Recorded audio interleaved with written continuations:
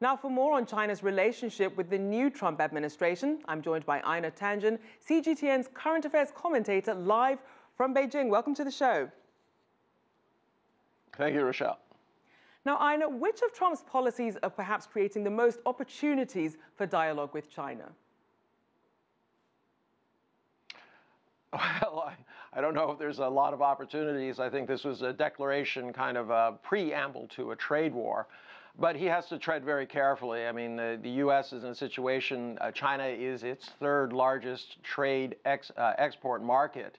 And although China is the U.S. is first, it is not a situation where he can just say unilaterally, we're going to start erecting 45% barriers. He hasn't left much open. He's made it very clear that his strategy is not win-win, not like what Xi Jinping has said in Davos. His idea is that it'll be a spoke and wheel, and that basically puts the U.S. at the hub. And these bilateral trade treaties with each country, which I think he will be the negotiator in chief of, will form this, what he thinks is a new world that will benefit the U.S. I think there are real questions about whether that strategy can be successful. The U.S. is not the same power it was 15 years ago. Things have moved on. Now, I know we heard Trump use terms like America first, buy American, hire American, which really seems to play into that concept of trade protectionism that we've been hearing from Trump. So who do you think would be the biggest losers then in all this if these trade frictions really continue and escalate? Well, quite frankly, I mean, he's still in campaign mode as far as we can see. And his speech is very, very similar to what he was saying back in 1987 in Atlantic City about making the city great again, restoring middle-class jobs, creating opportunities. And then again, after the third bankruptcy, when he retook it over in 2009 and made similar promises. So he's been very consistent in his message. In terms of what happens, very, very hard to see how he's going to turn this around for the U.S. There's just really not this situation where he can bully everybody into doing exactly what he wants as opposed to what's in their interests.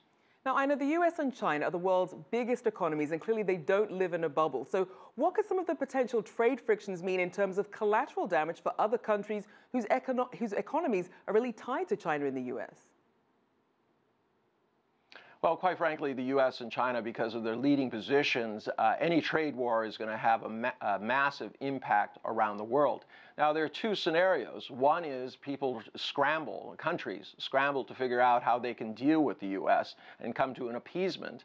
Or, quite frankly, you could have a situation where China, as Xi was hinting in Davos, starts establishing not the leadership, but a consensus agreement where countries will trade with each other. Remember, everything that the U.S. produces, so do the Europeans. China could easily change there. There would be economic consequences for the U.S. that would impact their position. Any kind of tariffs going up is going to result in more tariffs. As he said, protectionism is the way. This was the thought just prior to the Great Depression in the United States that affected the world. And this is really the danger that people have to be aware of. Now, with that in mind, we know that China's Ministry of Commerce said that China and the United States can resolve any trade dispute through talks, since bilateral trade and economic cooperation have made the two countries inseparable. Why is it so important to keep that in mind? Well, it's not only important for the countries, as we've just been discussing, but also for the entire world. But, keep in mind a common theme. He identified basically that China is the root cause of America's economic malaise. And he's also put it on the radar in terms of creating this defensive missile shield against what? Against China. So, I think he's searching for a way to justify the deficit spending that is going to be necessary to decrease taxes and revenues through tax cuts, and then at the same time have a very large military buildup as he's also investing $1 trillion into infrastructure. I think this is really the heart of his economic program, to create deficit spending stimulus to the economy and hope that that somehow puts the U.S. back in the position of being a different kind of world trade power, one that can go back to ruling in dictating terms as opposed to being part of a larger multipolar world where you have to reach consensus. And very quickly, Einar, I do want to touch on the issue of climate change. We did see that the official White House website actually scrubbed any references to climate change. That's a very stark contrast from President Xi, who really called on the global community to step up efforts in that regard. Just quickly, what sort of role do you see China taking then going forward?